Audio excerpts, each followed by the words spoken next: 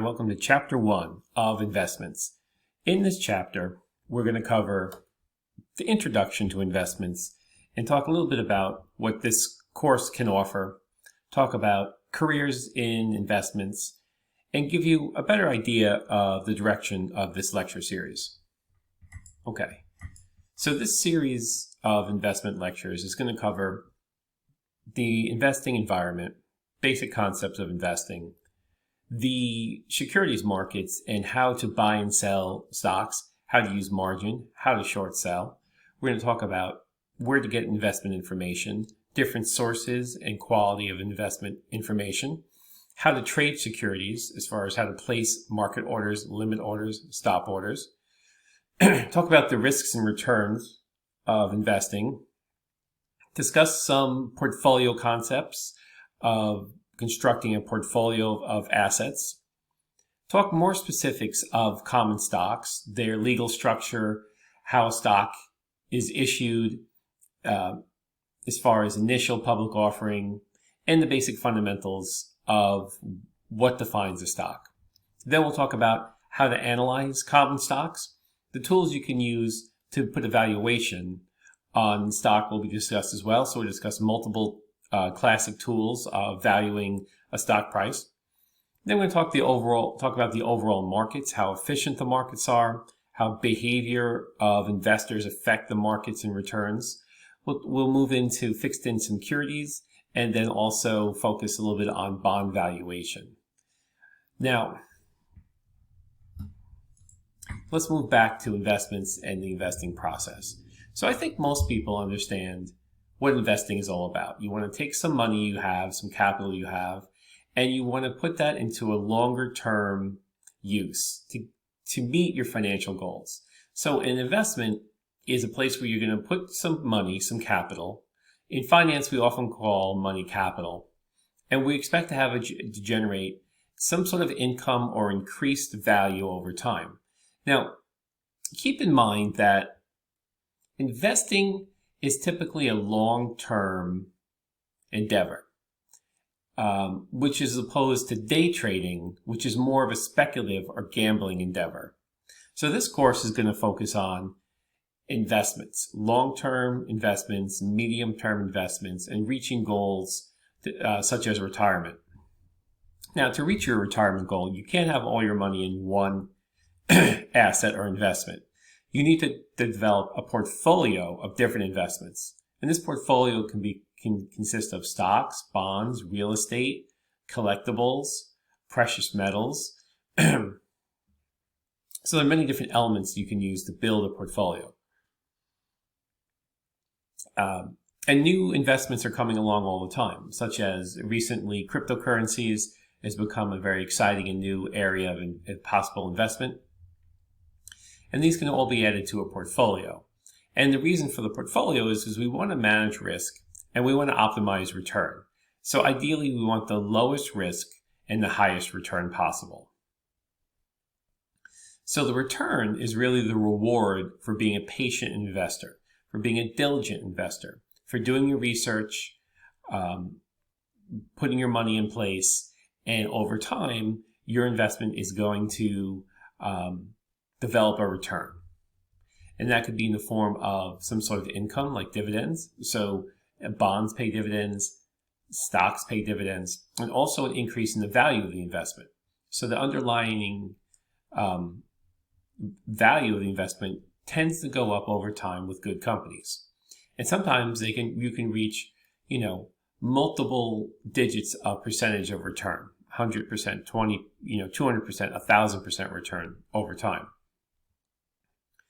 Now, we're going to talk about, what makes up, during the rest of this chapter, we're going to talk about a little bit more what makes up an investment and the different structures of an investing process that you would go through as an investing person. Now, let's move on to the attributes of investments.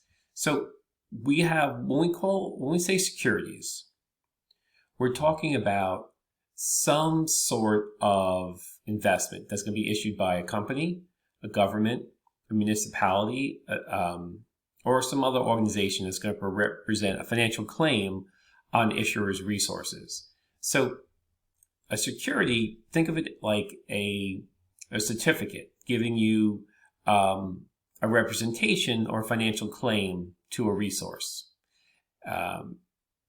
Now, stocks are security, bonds are security. So these are things we think of when we think of securities. Now, liquidity is the ability to quickly buy and sell an asset. So stocks are very liquid. You can buy and sell them during the normal operational hours of the stock market. Things that are less liquid could be like real estate. So if you own a house, you can't, in most cases, sell it and get your money in the same day.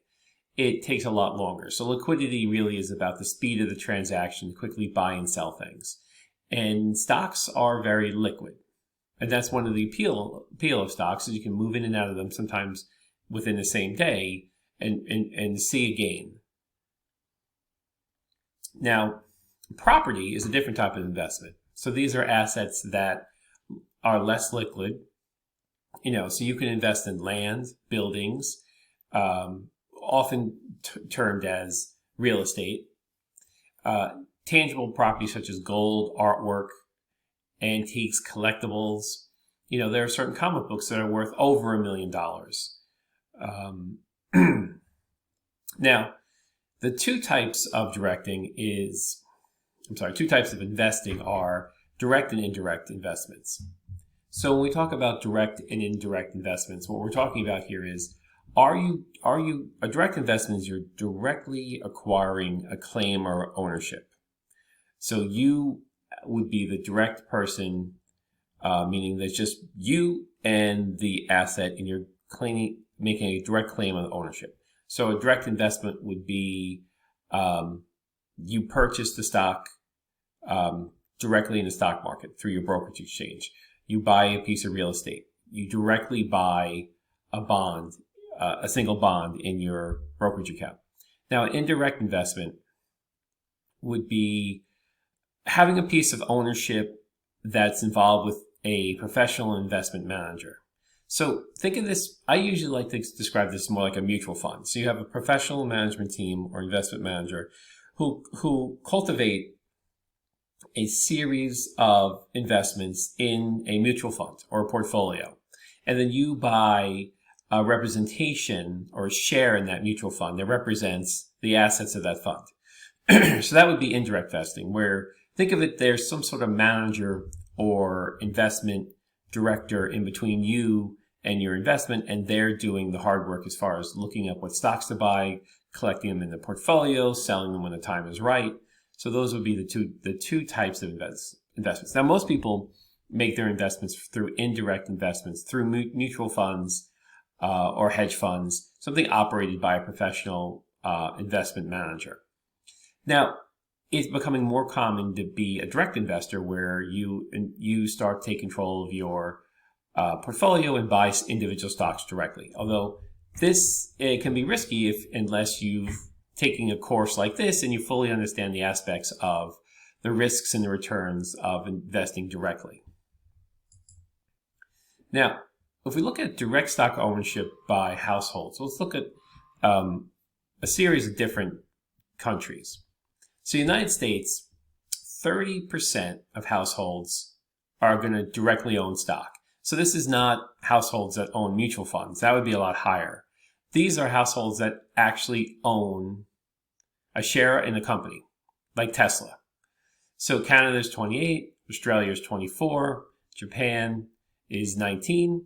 Then we have Germany, Sweden, United Kingdom at the 14% level, and Finland and France at 8 and 6%. So you see that by different countries have different cultures, different investment opportunities, different securities. So in some countries where, say the United States, where you don't have a lot of pension support from companies or full retirement support from the government, you're going to have citizens taking investment and retirement matters into their own hands and buying direct stock. In some countries, it's more of a culture or more of embedded in the information and the news of the culture of the country to be a little bit more active or involved in stocks. Okay, so let's move on to, let's continue with these attributes. Now, let's talk about debt, equity, and derivative securities. These are the three main areas where people invest. Now, debt refers to a concept where you loan money to somebody and they'll pay you interest and then they'll repay the loan in the future. The most common of the debt instruments would be bonds. There are many other debt instruments that we'll cover in a later chapter. But when, by and large, you hear someone talking about debt or debt investing, they're talking about bonds and interest rates and repayments. So this is a fairly easy concept. You want to have a higher return on your money. So if your bank account is yielding, almost no interest, you can put it in some sort of bonds. You can get varying interest amounts, maybe 5%. And you get that for the period you hold the bond. Or bonds don't have an infinite life. Some can be as short as a few months. Some can be 30 years. At the time the bond is retired, you'll get your principal back. Now, bonds are liquid too. You can buy and sell them. So if you don't want to wait till the bond has completed its life, you can trade it to somebody else. When you hear someone talking about equities are stock. So a lot of times on news shows or financial news or magazines, they'll talk about the returns of equity, or they'll throw this word equity around. What they really mean is stocks, common stocks. So sometimes people want to seem smarter or seem intelligent about investing, so they might just use equities instead of stocks to seem a little bit more well-spoken in the area. But basically, when you hear equities, they're stocks. Now, derivative securities are a host of different investment options. Now, the most common would be, of course, option contracts or future contracts. These just denote a class of assets where the underlying value of the derivative security is derived from another asset. So, for example, if you trade in oil futures, the futures are contracts that are based on the oil price. If you trade in Tesla stock options, the Tesla options are based on Tesla stock. So their value is derived from another property. And derivative securities, the common investor, the smaller investor, may dabble in options, but it's the institutional investors that by and large maintain the futures market and derivatives. And a lot of hedge funds will utilize derivatives in their investing strategies. Okay, so let's talk about low and high risk investments. Now, risk is something you understand that if you're going to make an investment, there's a chance that you're going to have a return that you may not like, and that's the risk involved. Or there's a chance you may, lose money. So a low risk, more predictable type of return, lower than, generally you're going to have a low return with low risk. If you have high risk, you should have a higher return. But there's a possibility, it's not as predictable, but higher risk investments have the possibility of losing money as well. Because, higher risk investments can have higher valuations and higher volatilities. So the way to mitigate these risks is if you're going to be investing in higher risk equities, the longer term, building a portfolio and holding these equities for a longer term will help mitigate some of these risks and maintain a steady but higher than average return. Now, diversification is holding different types of assets in a portfolio. So if you have 20 different stocks in different areas of the economy, you've built a diversified stock portfolio. And you can build a diversified portfolio that includes stocks, bonds, commodities. When I say commodities, we're talking about gold, silver, oil, these type of assets. So diversification is key to moderating and lowering risk and improving returns.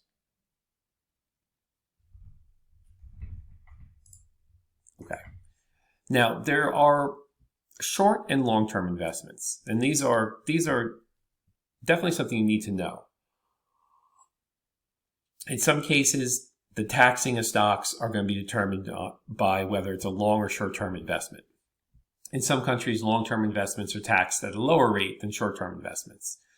And this is meant to discourage short-term investing and reward long-term investing a little bit better.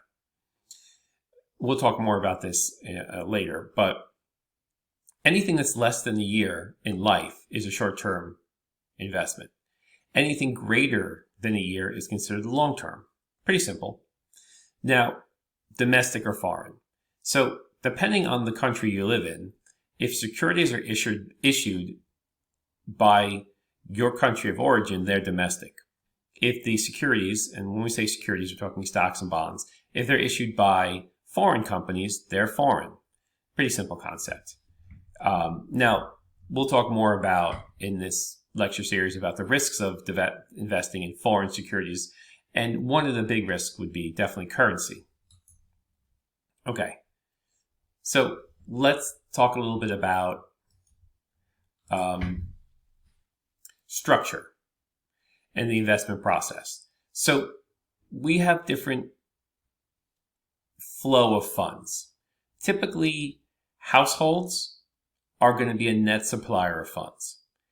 So when we say households, we're talking about usually a family. So most families are saving money for the future, hopefully for retirement. They occasionally need loans for houses and autos, but typically they're going to be a net supplier of funds. So all these households across the world are saving money. Some countries, the savings rates are higher than other countries. Typically, most governments are net demanders of funds, meaning they spend more than they generate in taxes. So most state and federal municipalities across the world are issuing bonds and they're demanding more funds than they're generating. And that's the same with businesses. Generally, businesses are a net demander of funds. They are looking for people to invest in their companies and offering return. So this is, how the investment world works. Households save money, they invest it in government bonds and stocks, hoping for a return that's going to beat inflation.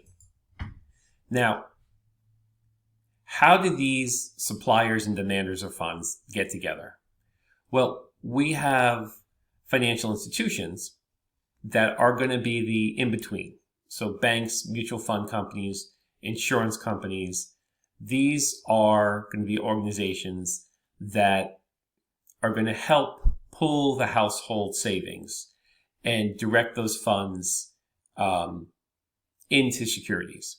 Now, financial markets are where suppliers and demanders of funds are going to trade the assets, typically with the assistance of securities brokers and dealers. So it sort of works like this. You have money saved up in a shoebox. So you have $20,000 saved up in a shoebox. You take this money and you bring it to your brokerage, and you want to invest this in a mutual fund, and then or a stock possibly, or bonds. So the mutual fund, your broker, your financial broker, will contact a securities broker and trade your cash in for these investments that you require. And there's commissions along the way, and that's how these brokerages make money. So let me give you a chart on this. This might help describe things a little bit more clearly. Okay, so here you are, you're a supplier of funds. So there's a couple different ways your money can flow. So you can make a direct transaction to a demander of funds. So this could be sort of like an IPO of a stock. You can give money directly to a company and acquire shares of stock in the company. You could also take your money and buy a company or invest in a company. So that's to be supplier directly to the demander of funds. That's not as common. Most common is you take your money and you put it into a bank, a savings and loans, a credit union, insurance company, or a pension fund. And then these institutions will take your money and invest it with the demanders of funds. Now, oftentimes, this money is going to have to go into the financial markets. And the financial markets, we call the money market the short-term market and the capital market the long-term market. So the financial markets are going to connect the banks to the demanders of funds. So the flow, most typical flow is your money goes into some sort of savings company. They're going to take that money and go to the financial markets to buy investments. And then the financial markets were the ones who connect to the demanders of funds. So that's the basic flow that we're talking about. Okay. So like we had said before, individual investors, these are people who are going to manage their own money to achieve their financial goals. So taking this course of investments can help you become closer to becoming an individual investor, where you take some of the investment management into your own hands. You buy and sell and trade your own securities for a return. One advantage you have of this is that the overall expenses and costs are lower as an individual investor because you're not paying for institutional management. Now, the benefit of institutional management, of course, is the fact that you're going to have some experienced investors working to produce a better return on your money. And we'll talk about later chapters, how does this work out generally for most people? So an institutional investor is someone who manages money as their profession. And they're professionals that trade, a vast array of stocks and bonds. And they could be working for banks, life insurance companies, mutual funds, pension funds, or hedge funds, but these are investment managers. So if you have money, most people who are have a decent salary are probably going to have their money mostly with institutional investors like mutual funds. A few individuals will buy some direct investments. Now, completing this course, you should be in a better state to decide whether or not individual investing is better or has a place in your portfolio along with institutional investing. Now, because investing can be a complex and risky process, anybody who wants to put some of their money directly and become an individual investor should take care in going slow, learning as much as possible. And I think experience is the best teacher in this environment. Okay, let's talk about some different types of investments. Okay, so we have a large variety to choose from as an investor. That's one of the things that make investing so complicated, is because there are so many investment choices. And we're going to talk about these in more detail, but basically we got our short-term investments, common stock, fixed income securities, mutual funds, exchange traded funds, hedge funds, derivative securities. These are all things that you can invest in. So where do I start? Where should I put my money? And of course, our goal is we want the highest return with the lowest risk. Okay, so let's talk about short-term investments. So short-term investments, things that are less than a year. Typically, many government securities could be 3 months, 6 months type of treasury bills. And these short-term investments, since they're short-term, they have a lower risk. And they're going to have a lower return as well. So this would be something you'd invest in if you had a large sum of money that you wanted to park somewhere for a short term. So say you sold a piece of real estate, you had $400,000 from that sale, and you're not going to utilize that to buy another house for another 6 months. You could park it in a short-term investment to earn a higher return than a bank account with very little risk and higher liquidity. So you can get that money quickly when you need to buy your new house. Now, common stock, this is going to be ownership in a corporation. So you have a share that represents a percentage of ownership in a company. And returns come from the stock price going up, and we call those capital gains. So if you buy a stock at 10 and you sell a stock at 15, you have $5 per share capital gains. But you also, through the life of the stock, you may also earn dividends. So these stocks may pay you dividends as a reward for being an owner of the company. Now, the fixed income securities, these are long-term bonds, and they're issued by generally corporations or governments. They have a higher rate of interest than bank accounts or short-term investments. Sometimes they have special features where they can be converted into stock, and they enjoy a superiority of their debt or preferred representation, where if a company goes bankrupt, the money left over after the bankruptcy would be paid out to the bondholders before the stockholders. Now, a preferred stock is more like a security, a fixed income security, than a stock. It's a type of stock where it does represent an ownership claim. It has no maturity, but also pays a fixed dividend. So it's like a bond in the way that it pays a fixed dividend, and it's like a bond where the principal amount of the preferred stock doesn't change that much compared to a common share of stock. And we'll talk more about preferred stock when we get into the chapters about stock. Okay, mutual funds. Mutual funds are a pretty simple concept. There is a professional management team that organizes portfolios of bonds, stocks, and other assets into some sort of pool that you can direct invest in. Now, because we have an organization that's going to form the mutual fund company, and because we have so many people employed by the mutual fund company, there are high fees and costs to participating in a mutual fund. Although it generally lowers the risks because you have a professional fund manager who's quickly interpreting the economics and the stock environment and buying and selling assets within the mutual fund to help lower risks. It still can be a risky endeavor depending on the type of mutual fund you can buy. And there are many, many, many mutual funds. Now, because of some limitations of mutual funds, these exchange-traded funds were developed.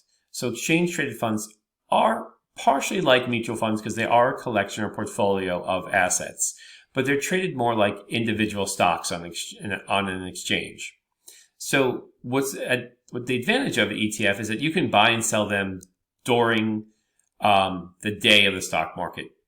So you could buy an exchange-traded fund and sell it and realize a profit and buy and sell it again all during the same day. Mutual funds, you typically have to wait till the market is closed and the net asset value is calculated at the end of the day. And with mutual funds, it's very difficult to short a mutual fund, where exchange-traded funds, you are able to short them. And we'll talk more about shorting in a future chapter, of course. But exchange-traded funds are mutual funds that have more characteristics like an individual stock as far as trading and owning. Hedge funds are another area. These are like mutual funds, but for the rich. So hedge funds are another pool of resources that have a lot more freedom and a lot more privacy than mutual funds. So mutual funds are a very highly regulated product, highly transparent product. A hedge fund, these are like mutual funds. They can take bigger risks. They can invest in many different types of investments, many of which mutual funds wouldn't touch. And they can develop more risky investment strategies. And since they're less regulated by mutual funds, they are able to take greater risks and greater strategies. And no two mutual funds are identical. They all have a proprietary sort of source of their investment construction and long-term returns. So again, hedge funds, we'll talk about them more in a later chapter. But they're very risky, can be very risky as well, very rewarding type of investment. But typically, most mutual funds, you may need $1 million or more before you'll even be considered to be allowed into the mutual fund as an investor. Now, derivative securities are a lot more complicated than just buying a share of stock. Now, a lot of derivatives can derive the value from a share of stock, like options. Stock options are a pretty common derivative.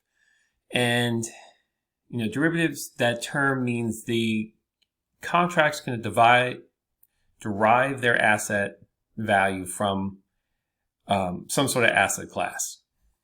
So basically think of derivatives as contracts, and it's an agreement between a buyer and seller to trade the representation ownership of another asset. Now, options are a pretty common investment that many individual investors do work with, and you can buy and sell a option at a specific price for a specific time based on an individual stock. Now, this is just the first chapter, so we're really not going to dive in too deeply into options. And it's something that most introductory investors aren't going to work with right away. It's a little bit more complex of a concept. But it's basically just saying that it's using leverage is the primary driver here. So for a small fee, which is called the premium, I can buy the right to buy 100 shares of a stock at $40 a share. And so I might pay $1 premium per share for that right. Now, a future contract is another derivative security that's going to basically require or stipulate delivery of an asset that buyer will take at a specific date and a specific price. So you can say, I want to buy 1,000 barrels of oil in 3 months at $60 a barrel. So you could lock that in a future contract. And then when that contract expires, you have purchased the oil at that point. Now, the future contracts have liquidity, so people who want to place large leverage bets on oil or gold can use future contracts to do that. Also, foreign currencies are a very common asset to be used with future contracts. And again, future contracts, typically small investors do not work with future contracts. Those are only utilized by large institutions and large, hedge firms, funds. Okay. Now, depending on where you live, in certain countries, they have some investments that have tax advantages. So you need to know your local tax laws because they're not identical everywhere. But in the United States, investors are given an exclusion of taxes if they buy a municipal bond. So if you buy a municipal bond, say if you're like me, I live in New York State. If I buy a municipal bond, the bond will be federal tax-free and state tax-free. Now, the overall interest rate on this municipal bond is lower because it has these tax advantages. And the reason a municipality or government would issue a municipal bond is the fact that they can issue them at much lower than market rates. So it helps cities fund their infrastructure. It helps investors have a little bit more tax shelters. So this is, again, an incentive to make it easier for cities, municipalities, states, governments to borrow money and make that money attractive to be borrowed. Real estate is another popular investment, and real estate investing can be very lucrative. So with the real estate investing, this is not just buying a house. This could be buying a warehouse, an office, an apartment building, condominiums. So there's land itself. So it's a tangible, physical type of asset. And the returns can come in varying ways. One, there can be a capital gain. The real estate, the land, or the house goes up in value. There could be rental income from the property. So real estate is another big area of investment, but typically real estate's can be difficult because the price to buy into a piece of real estate is usually pretty expensive. Now, there are other tangibles you can invest in other than real estate, such as gold, silver, platinum, artwork, coin collections, comic book stamp collections. These are other types of, I guess you could say, they're definitely investments, but they're not the type of investment most people hold. Some people do hold gold as a hedge against inflation, but it's not as, you can easily get a representation of gold in a mutual fund or ETF that would be better than holding the physical gold. Okay. Also, let's move on to, here's a chart that's going to describe the type of investments that I just talked about the base description, and where in this textbook can you find out more about these investments. This is a useful chart. Here's the second page of, if you're interested in any types of these investments, you can go to these chapters in the textbook to find out more about them. So this is just really kind of a couple of resource slides here. Okay, so let's move into making your investment plan. So this is going to be a series of 7 slides. We're going to talk about how to think about investing as far as a plan for yourself over your lifetime to achieve certain goals. Okay, so I'm going to start out here, the second part. This is part 1 of 2 parts of chapter 1. So I'm going to end part 1 here and pick up on this slide in part 2. Look forward to that. Take care.